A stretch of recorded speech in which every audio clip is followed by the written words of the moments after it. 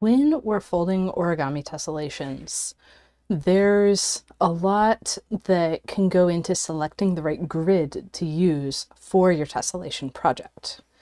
And today I'm going to talk about specifically if you're folding a pattern with repeats. So this does not apply if you're folding the scale of things that I teach in the Advent of Test tutorials, where they're folded on 16 or 24 divisions. You see one repeat.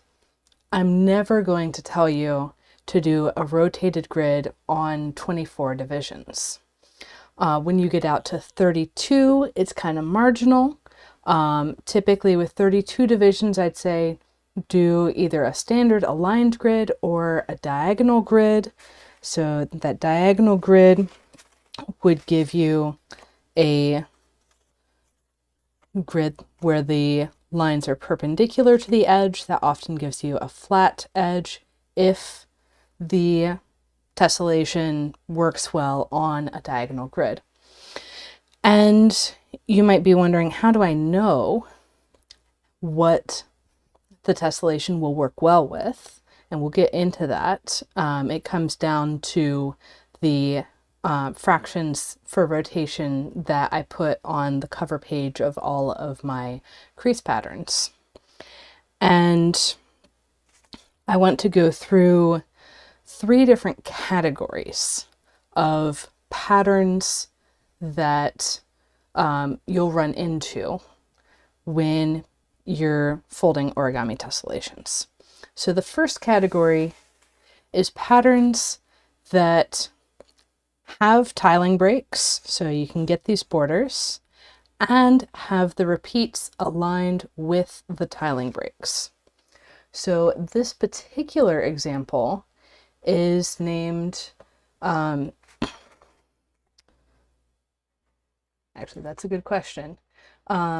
This one is named convection, and I'm going to pull up the PDF of convection. So this is the document that I make for each of my patterns. And when you're looking at this cover page, there's a couple things to pay attention to when it comes to planning your grid. The first, and I'm going to say the easiest thing to pay attention to, is whether the photos I took have a border or not. So you can use what I've already done as a clue. Now, I don't always fold with borders everything that can have borders, because maybe I was in a hurry and didn't want to do the full display treatment on the piece. But this is your first clue. Can it have borders? Check the photo. Second clue is the tiling. And if you're inside of Tessellation Garden, getting this PDF, if you're in an Advent of Tess ebook, you usually have some hint about the tiling.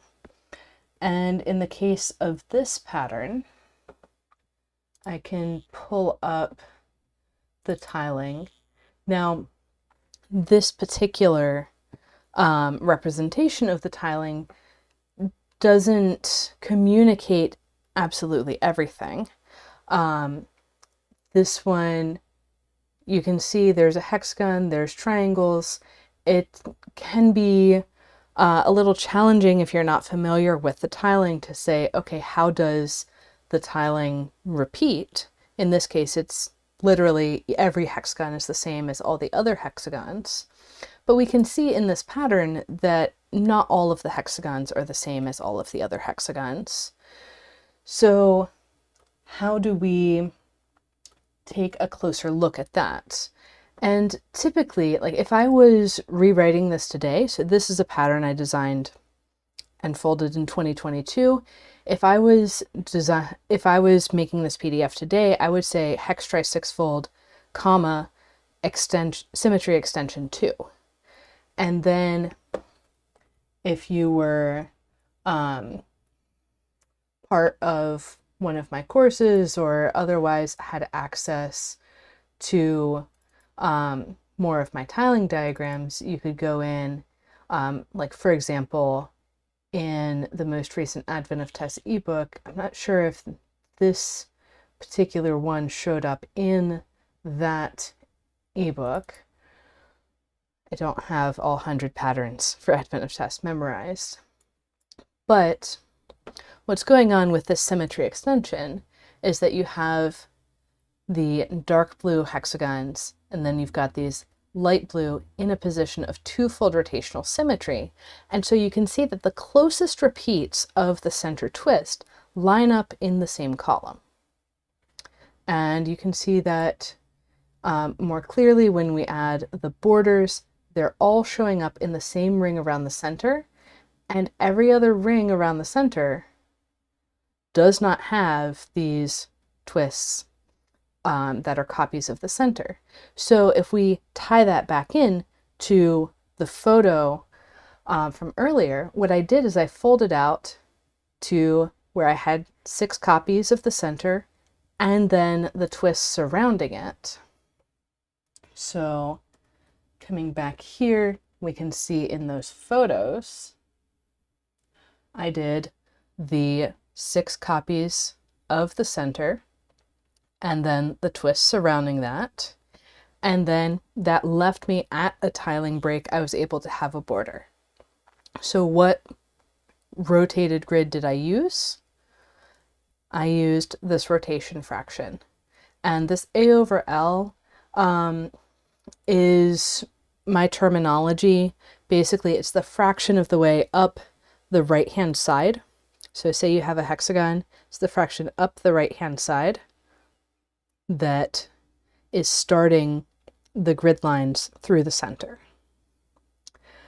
And then as far as how many grid divisions, so once you've decided, yes, I'm aiming for having a border, yes, I'm aiming for having that layer of twist outside of the repeats of the center, then, and only then, do you go to the crease pattern, where you can say, okay, the center one is showing up on the back here, that's back here. I want to go out past this line of twists that's just past these copies of the center. So if I want to get out past those, and I have to include past the triangles that are between those, that's going to be at least to here in the grid. And that is 2, 4, 6, 7 spaces from the corner. So 48 divisions would get me out to here. Oh, by the way, all of my crease patterns are drawn on 64 divisions, so you don't have to count out from the center. You can also count in from the corner. And in this case, what I would say is I want at least several spaces of border. Anything more than 48 divisions is going, and like 48 is cutting it really, really close. That's going to be trimming through some of these existing twists. But if I go 4 spaces further out on each side, so adding 8 to the total, that would be 56. And 56 is kind of an awkward number. You need a division of 7 to get there. So I can go 4 more spaces out and land at 64, which is exactly what I did in these photos. So 64 divisions at 1/3 rotation gets you about maybe I did do 56 because I've got about 4 spaces worth of border. Yeah, maybe I did do 56. It's almost impossible to know for sure from just looking at the folded pattern, but that seems probable. So there's this case where the repeats are aligned with the tiling break. And let's come down here and look through a bunch of examples of that situation. And by the way, feel free to put questions in the chat. So I've got those repeats and I've got the tiling breaks. Here, again, I've got those repeats and the tiling breaks. And these are all in that same symmetry application on the hexagons and triangles six-fold tiling. So every time for these, I'm choosing to stop at that ring outside the second set of, or rather the set of repeats around the center, do one more ring, and then have a tiling break finish. For really every single one of these.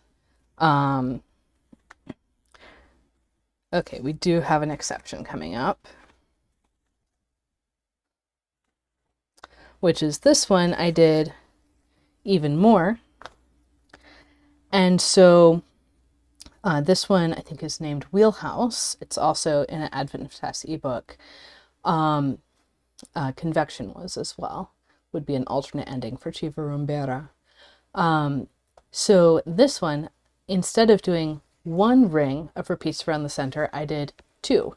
And this is taking me past 64 divisions. So how did I know how many divisions to use?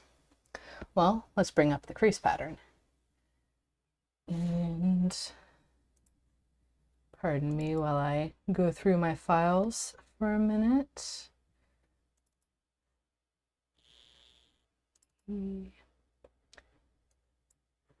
Okay. So this one, also from 2022, I probably would rank it lower these days, probably a level 3. And it's got that hexagons and triangles six-fold. And you can actually read off of the photo or the crease pattern what symmetry extension it is. If you look at one of these photos and it doesn't say symmetry extension 2, you can see, are these repeats in line with the edge? Zoom in on that. And if the repeats are in line with the edge, then you know that, and really the other clue is if I only give one rotation fraction, then in the hexagons and triangles six-fold tiling, your repeats are aligned with that rotation. We'll see in the next category that there can be multiple possible fractions to use. So how did I decide how much grid to use for this one? If I come down into the crease pattern,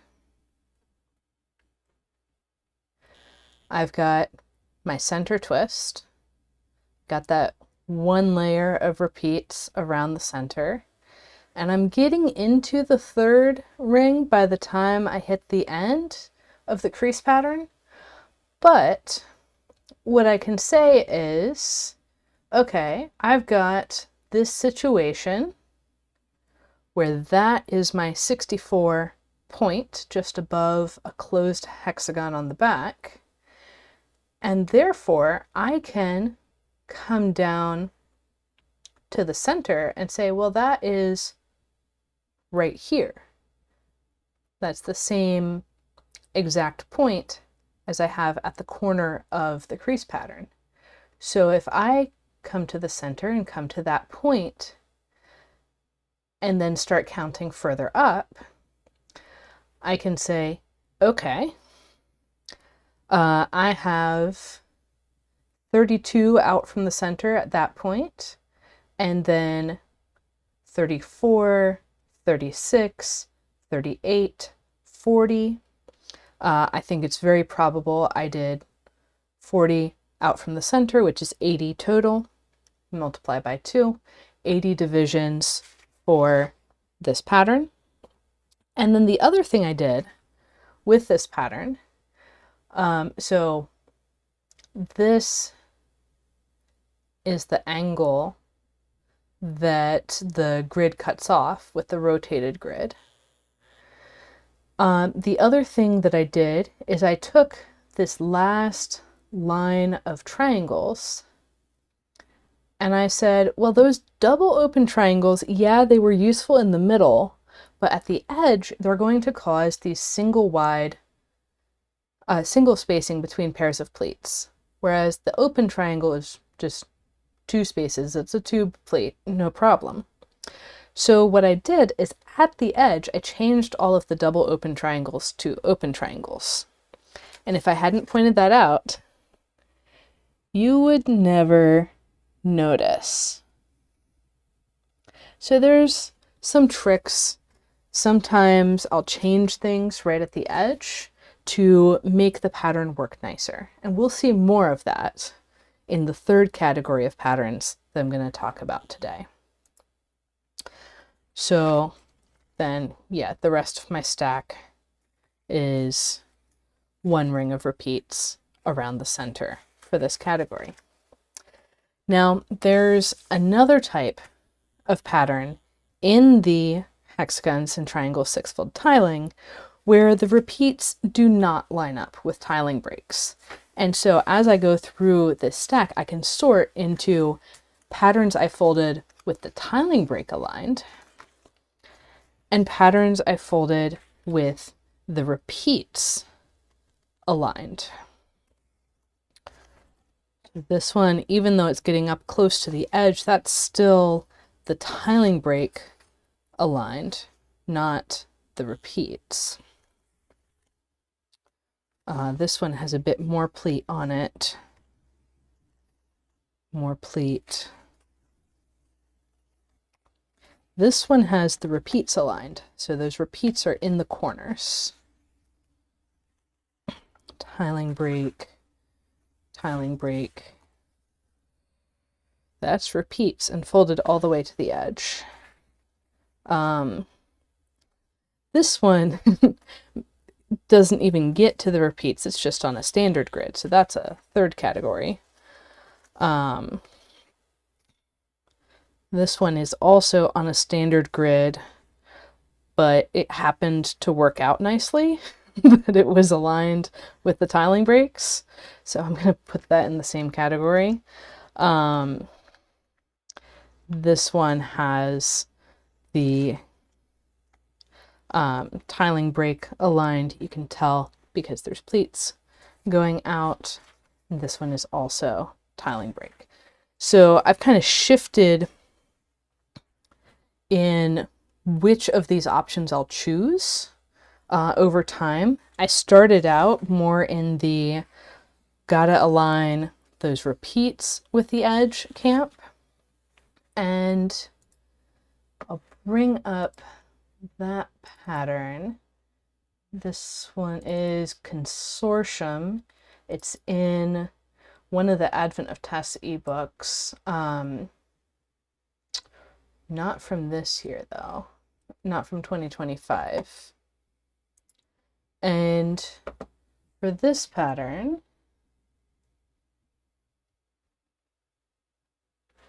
yeah, there I've got extension 3.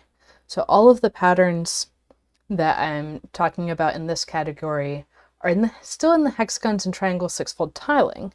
So you can have good tiling breaks, but in this symmetry extension, the repeats are not aligned with the tiling breaks. So when I'm talking about that, if we return to those colorings, this is the third symmetry extension. And if I zoom in on that a bit, if I go along this row, it's kind of a diagonal row, I go a long ways before I hit another dark blue hexagon. The closest distance to one of those dark blue hexagons is crossing these tiling break boundaries. So that's annoying. in that I cannot have both the repeats aligned with the edge and a pleated border. I can have a pleated border, or I can have the repeats aligned with the edge, but I cannot have both at the same time. And so in this rotation section, I'm listing out, okay, you can have a rotation that aligns the tiling breaks with the edge, and that'll be this rotation. Or you can have a rotation that aligns the repeats with the edge. That's this rotation. And this particular folding, I went out past the second repeat. And really what I was aiming for with this one was actually the clusters of 3 hexagons as the repeating part. And you can see I cut it real close at the edge. And that's really to avoid having more copies of the center hanging out there. And if I want to do that, then when I'm looking at my crease pattern to know what's included, what's excluded, if I know that I'm aligning based on these repeats, then that is the angle where I'm looking at, okay, how much grid am I going to get? My guess in this situation is that I did 64 divisions. So that would be that angle between, or that slope between the repeats set up at the 64 division line. That looks really promising with respect to getting the clusters of 3 that I wanted at the edge. So if I was to fold this with the tiling aligned, I don't have quite as easy of a time of identifying what line that would be on.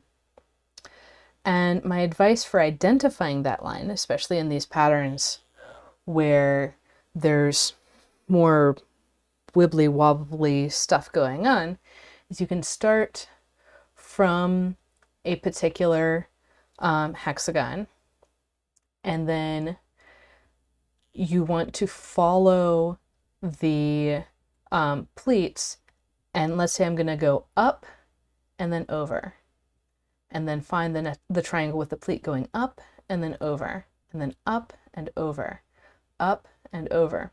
So this line is what I would be following for the tiling alignment rotation fraction. So that's what's going on when you see those 2 A over L fractions in your pattern. And then there's the third category of patterns, which is patterns that do not have tiling breaks. And I'm seeing comments in the chat. Welcome, Zach. Welcome, Erlu. And yeah, the distinction between repeat and tiling break alignments. This is exactly what I'm talking about. So this last category of patterns are ones that do not have true tiling breaks. So these are tilings with pseudo tiling breaks. In this case, it's the hex-rhomb tri-rhomb tiling, which is exactly what I'm talking about in Tessellation Academy this month, which actually is a coincidence that we're talking about that. So I'm actually going to flip this stack over and go through from kind of my older patterns to my newer ones. And so starting off, this one happened to work out that the repeats align really well with a standard grid. So I would have looked at the crease pattern before I folded this, seen exactly how many divisions I wanted, and here I'm counting very precisely because I have the double depth triangle on the back coming exactly to the edge. So counting very precisely and refusing to do partial twists allowed me to get a pretty decent border actually on the pattern.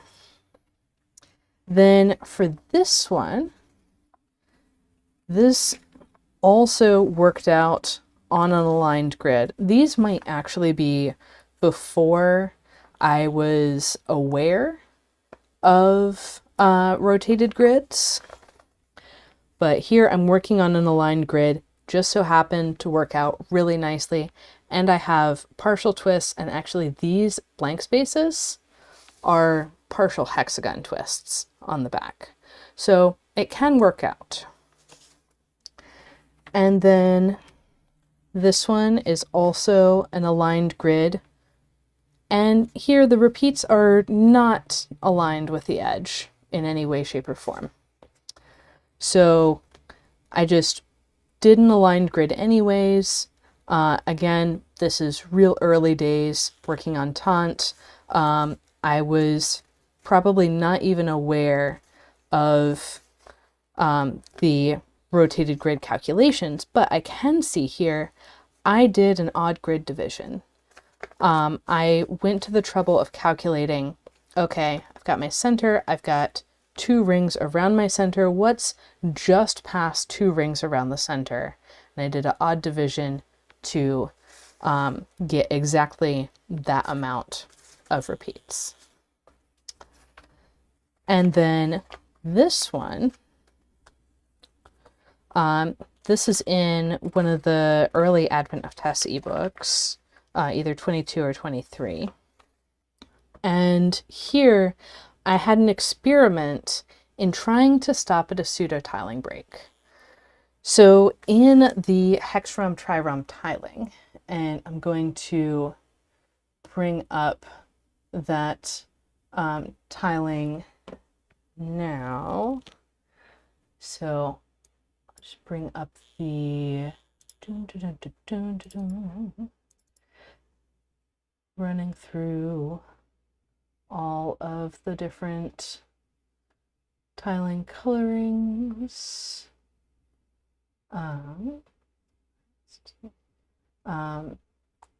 Seeing if I can know the order of the alphabet to find the file. And here we have a tiling that not only do the hexagons not repeat in the same column, but there don't seem to be columns, really. So the rings around the center, you get a nice ring around a single hexagon, that's a given. You get a nice ring of rhombi and triangles around that hexagon. Cool. But then you're kind of stuck. You end up doing rings that cut through half hexagons, and then you get to finish the hexagons, but then some of the rhombi are sticking halfway out the ring. It's a mess. And again, those stopping points do not align with the repeats of the pattern. So what do you actually do with that? Well, in this case, I tried to figure out what the alignment of the tiling break was, but apparently I was incorrect about that. And I have a couple more of the older style. Here also got lucky that the repeats are aligned with a standard grid. This one also did on a standard grid, counted the number of repeats out that I wanted, and then just folded all the way to the edge. And that's the main method for these patterns. Just figure out how many repeats you want. And by this point, I was using rotated grids, and I decided to cut off partway through the hexagons. And you can actually see the corner of the paper is in one of these hexagons, which really proves that the alignment is spot on. So here I'll typically just list the repeats alignment. Yeah, in the chat, you're better at figuring out what your past self was doing than I ever seem to be. That's because I document everything, and I've been trying to teach people how to do these things. So I'm constantly revisiting what I've done in the past. And so that strategy of, okay, I have a certain number of repeats, I'm going to go some distance so it feels like a whole repeat. This is a symmetry extension on this tiling. This one is also a symmetry extension on the tiling, but I just did it with a standard grid. And so that's kind of the dichotomy. Do you do it just with a standard grid, or do you do it with a rotated grid? And then once you've decided to do it with a rotated grid, what rotation do you do? For this one, so here's my repeats. This is, I think, one of the ones that I did during a live stream. I think it's undergrowth. And on this one, I've got those repeats, or rather the tiling type repeats aligned. It's also aligning the actual repeats of the extended symmetry pattern. But what I've got here at the edge is one pleat going the other direction. So I've got a pleat going out this way, and I've got a bit of a wrap situation.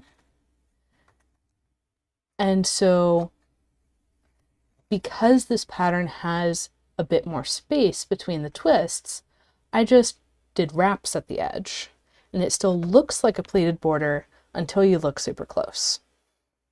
So that's another option with these guys. This one is one I folded very recently, and I went ahead and folded all the way to the edge, knowing that I picked my number of divisions very precisely. So I would have just past these rhombi outside of the flower motifs. And then there's this one that has that same kind of extended symmetry as undergrowth. And here I did that same trick where I would have a pleat overlap, but it just so happens to be at the edge of the paper. And then over here, I actually do have a pleat overlap, and I just left it as an overlap and bought myself a little more space at the edge. So this is, I planned how much grid I wanted to get past here. It just so happened to be aligned with a standard grid. And then I let there be overlaps at the edges to get a little bit of extra space. Then, okay, one more all the way out to the edge. This one is aligned with the repeats. I also had to fully pre-crease this one because it's so dense together, so it all got folded. Then there's this one. This one has 3 different alignment fractions for the 3 different directions of getting to repeats. And that there's nothing really you can do about that. So I chose to align these vertical chevron stripes. You can see those are at least pretty aligned. And even then, I'm one space off from full alignment here. Maybe I picked the wrong fraction or something. Or maybe I did some kind of average of the different fractions. I don't even remember. And I folded this last month. It's written down somewhere. But anyways, these two were early experiments in trying to have the pseudo tiling break have a pleated border. And they both ended up not working out, and I'm not sure exactly why. That was 3-4 years ago me. But this one actually did work out. I folded this one last month, and it happened to have the pseudo tiling breaks aligned with a diagonal grid. And I was like, that is too good to pass up. And it ended up working so that all the pleats in this direction hit exactly in that edge, and then very close outside of that, we have pleats going in the other direction. So I already told you that there aren't true tiling breaks in this tiling. And yet I'm stopped at a place where I have no pleat overlaps. How did I do it? Well, what I did is I took these twists that would have been open hexagons. So if you look at what is just above this kind of holly shape, should be an open hexagon. I had 2 pleats going into it. I folded it as a closed rhombus. So the pleat coming in this way, the pleat coming in this way are the original pleats, and then these 2 coming out are not what the original pleats would be doing. The original pleats, or at least the core pattern, would have pleats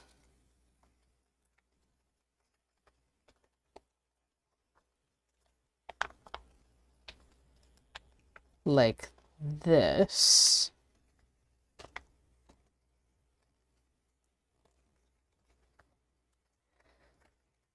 And you can see that that would cause a pleat overlap over here. It would cause a pleat overlap over here. It's just a mess. And so I replaced it with a rhombus. Likewise, this twist that's right next to the hexagon would have been a rhombus, but that would have caused trouble. So I cut it off at the triangle.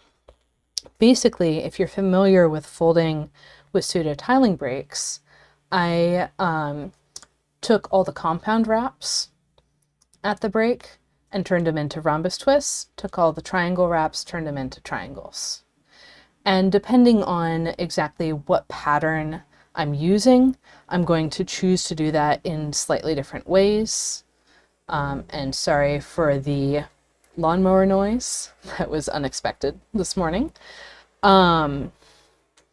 So if I'm, with the rhombus, if I'm replacing a closed hexagon, I'll probably just leave that as 2 pleats of a closed hexagon and then have that fan out. With the open hexagon, since the edges on 2 edges of the twist are the same as the open hexagon, I'll do the closed rhombus. If I'm replacing a double open hexagon, I'll use an open rhombus. Likewise for the triangle, if I'm replacing a closed rhombus, I'll use a closed triangle. If I'm replacing an open rhombus, I'll use an open triangle. Basically matching the angles that you would expect to see there. It's just cut off.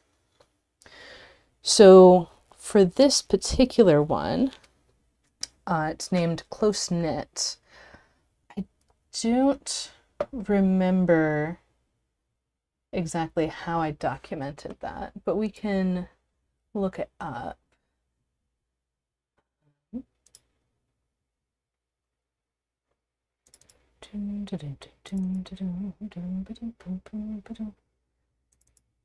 And this one will be added to Tessellation Garden very soon. I just took the photos the other week. So this one I did actually put the repeats and the tiling on there. So you do have options. And that's really what I'm looking for when I'm doing these rotated grid patterns. Can I get a pleated border? And if that's at all possible, I'll often go for that option. But if I can't, then it's kind of too bad. I'll go for folding all the way to the edge, or just go ahead and start and see, and again, sorry for the lawnmower noise. I'll just start and then see when I reach the edge, is there something that I can make work better due to how things are lining up.